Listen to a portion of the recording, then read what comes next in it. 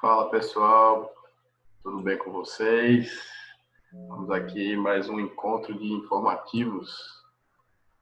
Toda semana, todo sábado pela manhã, eu, a Helena e Dorival, a gente faz um estudo de informativos do STF, do STJ, e aí a gente deu prioridade aos últimos informativos.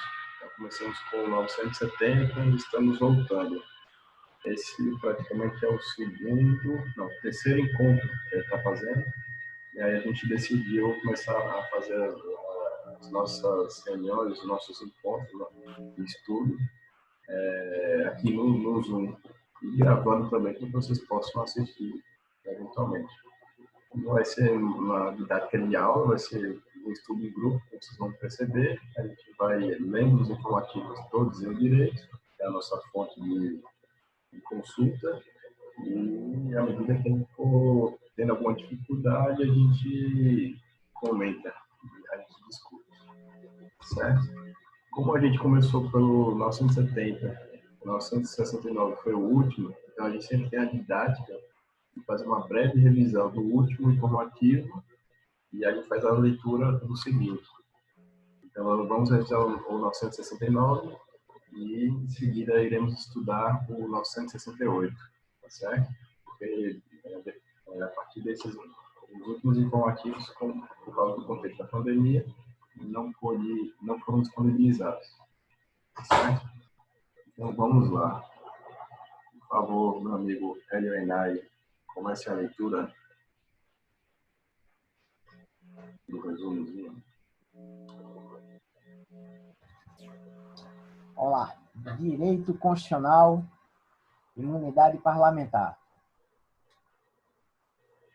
O fato de o parlamentar estar na Casa Legislativa no momento em que proferiu as declarações não afasta a possibilidade de cometimento de crimes contra a honra, nos casos em que as ofensas são divulgadas pelo próprio parlamentar na internet. Vocês lembram desse caso? Sim. Trata da questão do parlamentar que teve um discurso no plenário e esse discurso foi julgado como se fosse ofensivo, mas ele, em razão de ter divulgado esse conteúdo na internet, né, afastou a imunidade de sua parlamentar.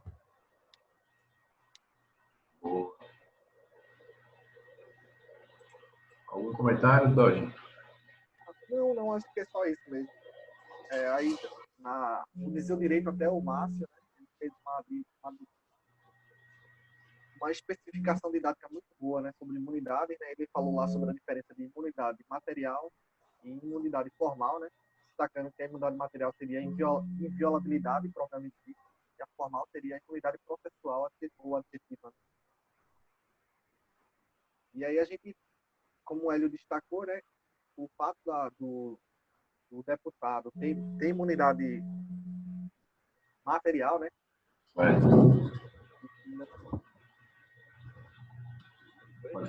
Pode continuar. Oi? Pode continuar. Tá.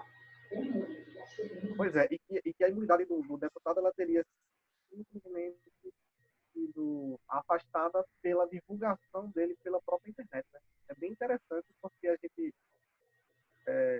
se depara, né, com várias vezes com essas posições de candidatos, né, que geralmente publicam suas declarações no plenário pela internet e aí fica o alerta, né? Então, recapitulando, Dodge, quais são os tipos de imunidade? A material e a formal, não é isso? A imunidade material e formal, né? A material seria o quê? A imunidade material, né, é a inviolabilidade, né, civil e penal pelas opiniões, palavras e votos que os deputados e senadores têm. E a imunidade formal seria uma imunidade mais processual, né? Aquele impedimento, né? Desde que ele é expedido o diploma, né? Os membros do Congresso não podem ser presos, salvo em flagrante. E em relação ao processo, né, se proposta denúncia, né? Por crime ocorrido depois da informação, o STF vai ter que dar ciência à casa e a casa que vai deliberar sobre esse assunto.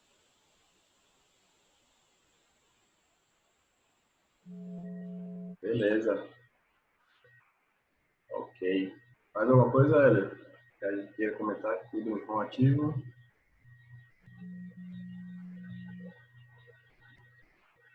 Engraçado no contexto, né? Porque ele fala aqui, ó, o parlamento não é local para ofensas, o parlamento é o local por excelência para o livre mercado de ideias e não para o livre mercado de ofensas. A liberdade de expressão política dos parlamentares, ainda que rigorosa, deve se manter nos limites da civilidade. Fazendo parênteses do que a gente tem visto ultimamente, né? Praticamente acho que isso não existe, né? Ninguém pode se excusar na inviolabilidade parlamentar sem vinculação com a função, agredir a dignidade alheia ou difundir discurso de ódio, violência e discriminação.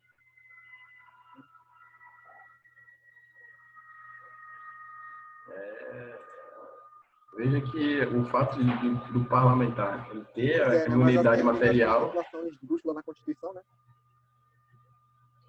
ainda assim ele tem que ter o mínimo de civilidade, né?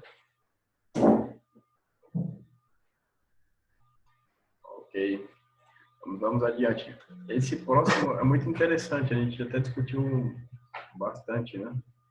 Por favor, Hélio, faça a leitura. Oi. Deixa eu só fazer um parênteses. Passa.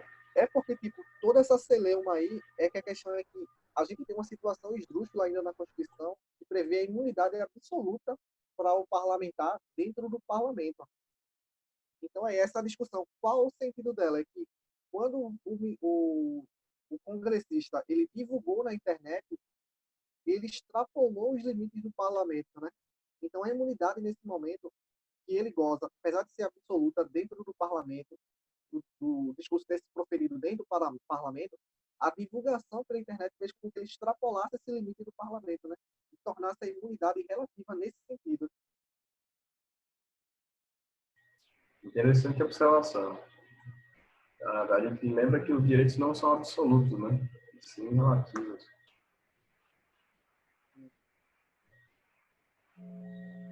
Acho que é isso mesmo. Hélio, vamos adiante.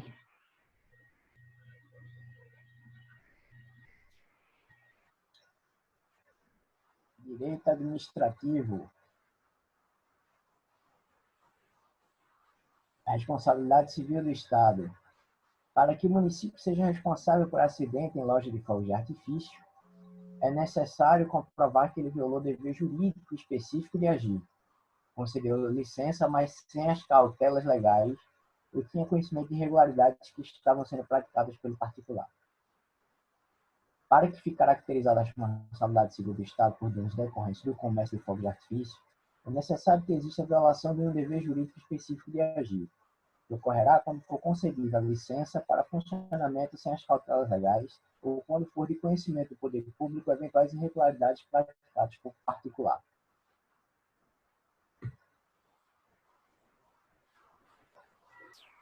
Pode comentar. Aqui é uma situação onde tentou-se buscar a responsabilidade do Estado, né, em razão dos danos decorrentes de uma atividade comercial, né, o qual não foi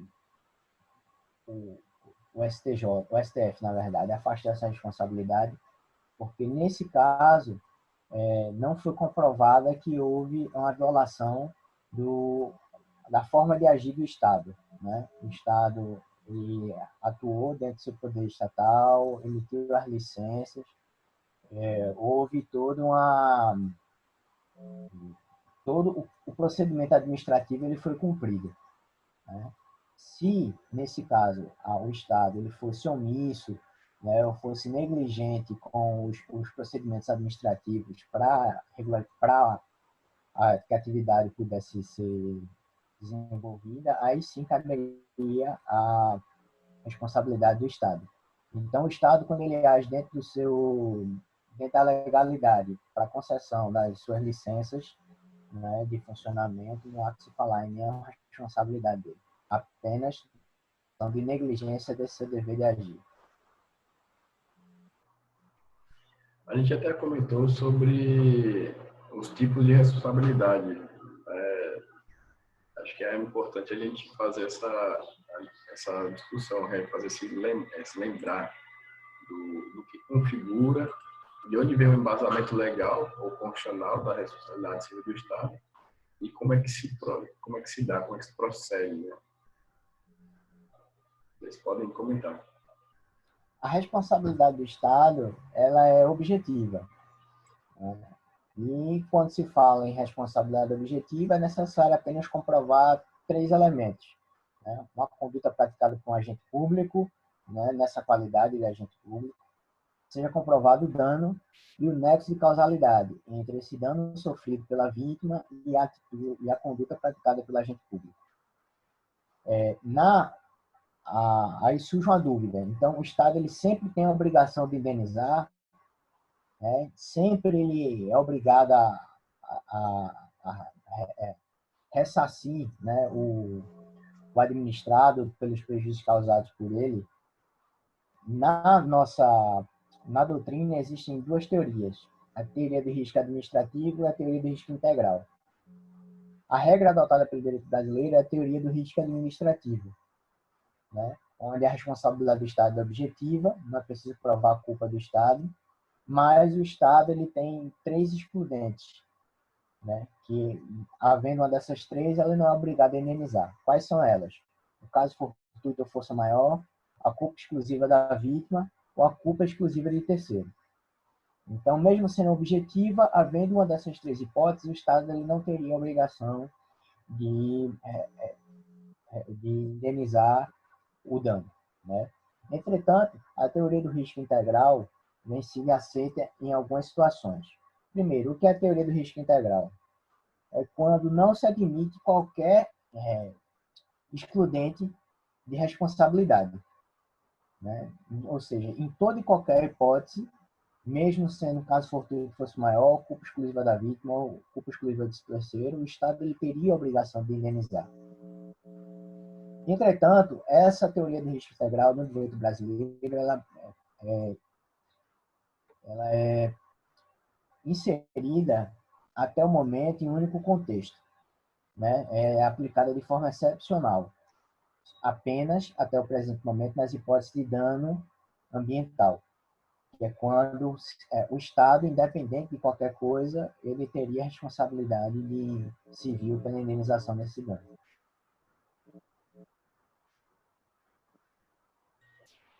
Hoje, Exatamente. Muito bem lembrado por Hélio. então, no caso da teoria que o Brasil adota, qual é? A do risco administrativo ou risco integral? Ou as duas? Como a gente viu com ele aí, né, a teoria do risco administrativo, né, que admite as causas de exclusão de responsabilidade, né? E a exceção seria o risco integral, que, lembrando, foi apontada como existente no direito brasileiro, como sendo aplicável ao direito brasileiro pelo STJ, né, e em casos de direito ambiental. Então, é a única exceção da teoria do risco administrativo no direito brasileiro. É isso? Por hora, sim. Maravilha. E está onde? Está na Constituição, não é isso? No artigo 37, parágrafo 6º, o fundamento da responsabilidade civil do Estado, não é isso? Só para a gente lembrar, as pessoas jurídicas de direito público e as pessoas de direito privado prestadoras de serviços públicos responderão pelos danos que seus agentes nessa qualidade causarem a terceiros, assegurado o direito de regresso contra o responsável nos casos de dolo ou culpa. Então, assim, é um tema bastante recorrente nas provas, a questão da responsabilidade civil, seja concurso de magistratura, defensoria, promotoria. Então, que merece devido estudo e aprofundamento. Certo, senhores? Vamos adiante. Eu quero comentar mais alguma coisa. Então, vamos embora. Só lembrando que esse caso aqui foi o caso em que o Estado foi discutia a responsabilidade do Estado na concessão do alvará de licença, não foi isso? Para funcionamento sem as devidas cautelas legais. Eu acho que certamente deve ter tido algum caso nesse sentido lá da Boate Kiss, né? Que matou diversas pessoas, né? E será que houve culpa do Estado na concessão do alvará, por exemplo, dos bombeiros, né? Não deve ter fiscalizado adequadamente, né? Isso ensejaria uma responsabilidade civil do Estado ou apenas da boate? Então, são questões muito interessantes. Simbora, meus amigos. O dia a dia da gente, né? É o dia a dia. Afetando o dia a dia da gente. Vamos adiante. Servidores públicos. Doutor Hélio Enay, pode, por gentileza, fazer a leitura? Escrevente notarial do Estado de São Paulo, que se aposentou o escrevente notarial do Estado de São Paulo, que se aposentou segundo as regras da lei estadual, pode ser atingido pelas regras da lei estadual posterior, que alterou a forma de reajuste das aposentadorias e aumentou alíquotas da contribuição previdenciária.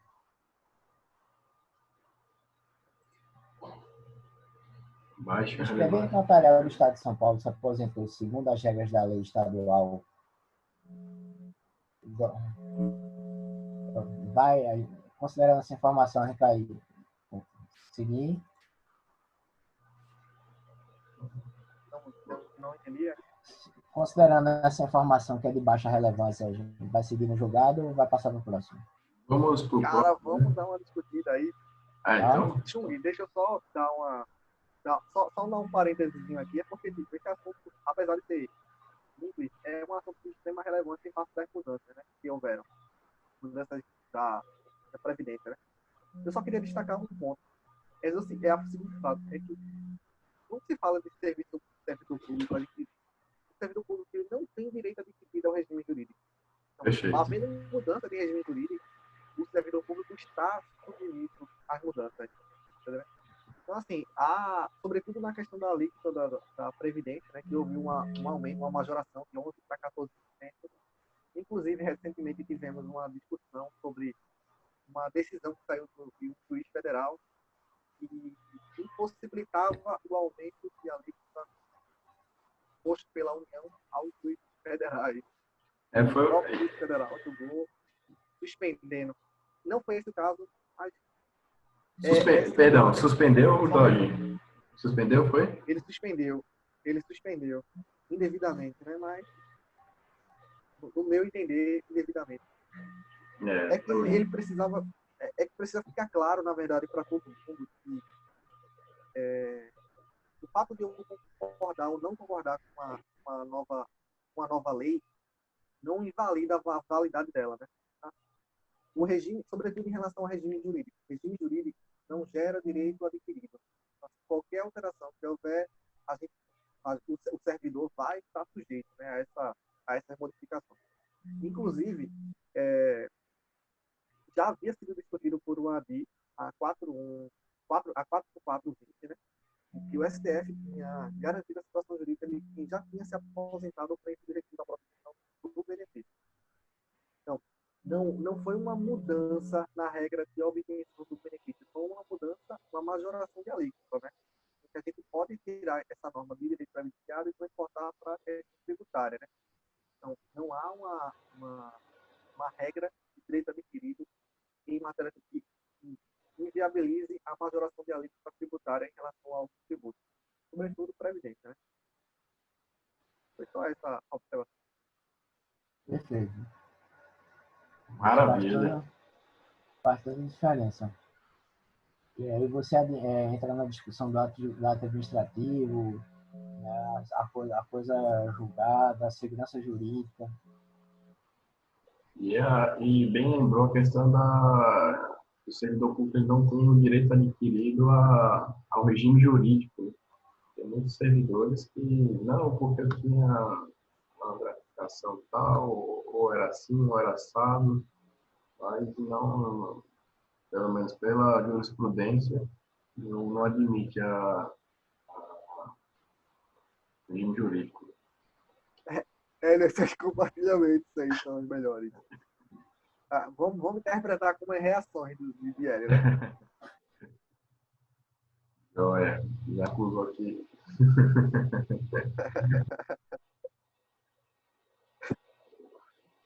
Não, pô, Galera, aqui, um próximo julgado agora que vai ter uma. Eu acho que tem muita atualidade nesse próximo julgado, sobretudo diante dos recentes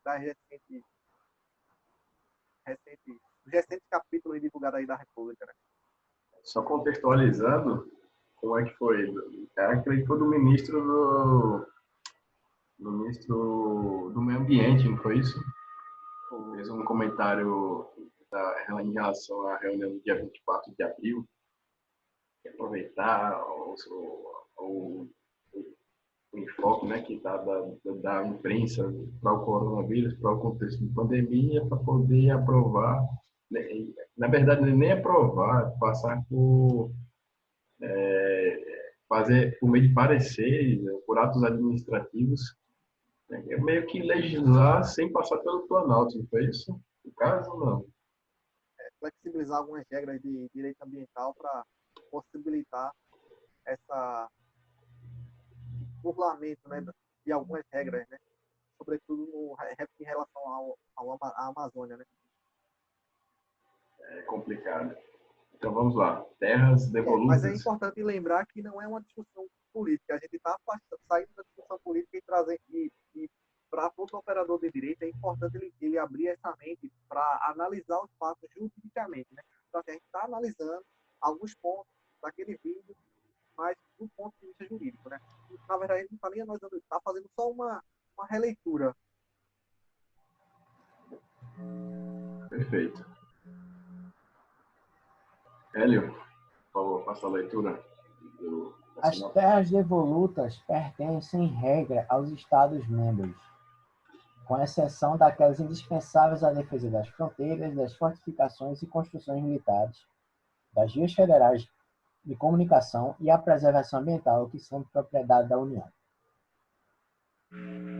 As terras devolutas pertencem, em regra, aos Estados-membros, com exceção daquelas indispensáveis à defesa das fronteiras, das fortificações e construções militares, das vias federais de comunicação e à preservação ambiental, que são de propriedade da União, conforme o artigo 20, inciso 2 da Constituição. As terras devolutas pertencem aos Estados-membros desde a Constituição de 1891, que delas excetuava apenas a porção do território indispensável para a defesa das fronteiras, fortificações, construções militares e estradas de ferros federais. Esse mesmo tratamento jurídico foi mantido com pequenas variações nas Constituições de 34, 37, 46, 67, Emenda Constitucional 1 de 69 e, finalmente, na Constituição de 88. No estado de São Paulo havia uma grande área que era considerada como terra devoluta. Diante disso, em 39, o Estado ajuizou uma ação discriminatória para regularizar essa área, tendo o pedido sido julgado procedente com a expedição de títulos de domínio das terras em favor do autor. A União, posteriormente, propôs ação anulatória, alegando que as referidas terras seriam de sua propriedade desde 1872 por anexação. O Estado de São Paulo, por sua vez, alegou que eram terras devolutas e, por isso, passíveis de alienação a particulares. Apesar de inexistente, à época, qualquer registro imobiliário no sentido de se cuidar de terras devolutas, não se exigiria prova nesse sentido, pois a regra então vigente era no sentido da presunção da natureza devoluta dessas terras. Assim, havia presunção de que eram terras devolutas, e cabia à União onde de provar que adquiriu as terras por meio de compra ou anexação, que as terras lhe eram úteis, e a exata individuação para fins de saber se elas coincidem com as áreas em relação às quais o Estado de São Paulo expediu os títulos que se pretende anular.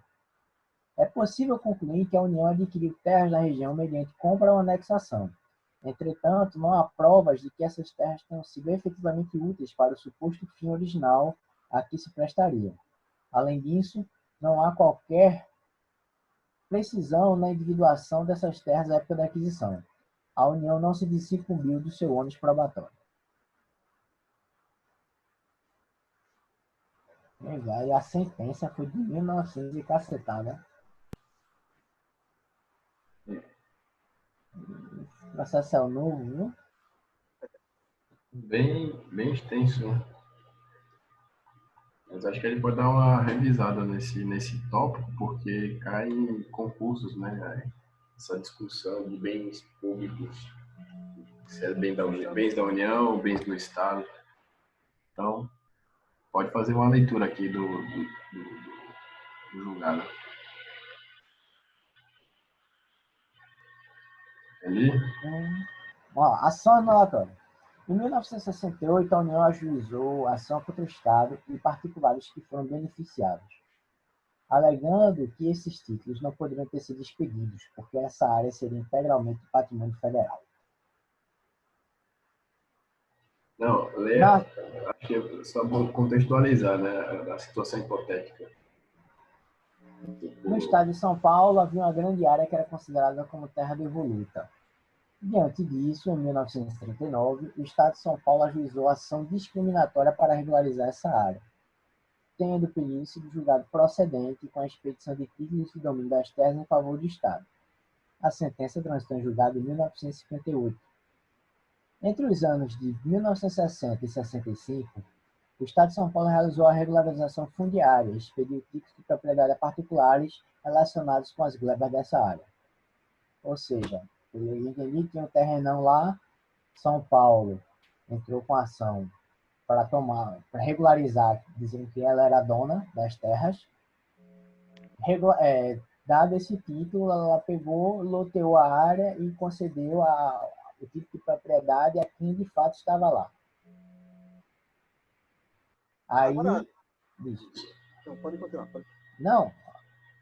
Aí a União, em 68, depois que São Paulo fez isso, entrou uma ação contra as pessoas que foram beneficiadas com essa expedição, essa regularização feita pelo Estado de São Paulo, né, alegando que eles não poderiam receber o título porque é uma área que era patrimônio federal.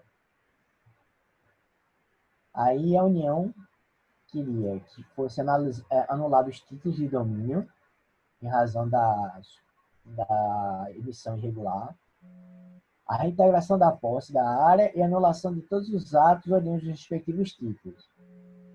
E aí eu entendo que os contratos de compra e venda que foram celebrados depois, usufruto, enfim, qualquer contrato que houvesse algum direito real envolvido.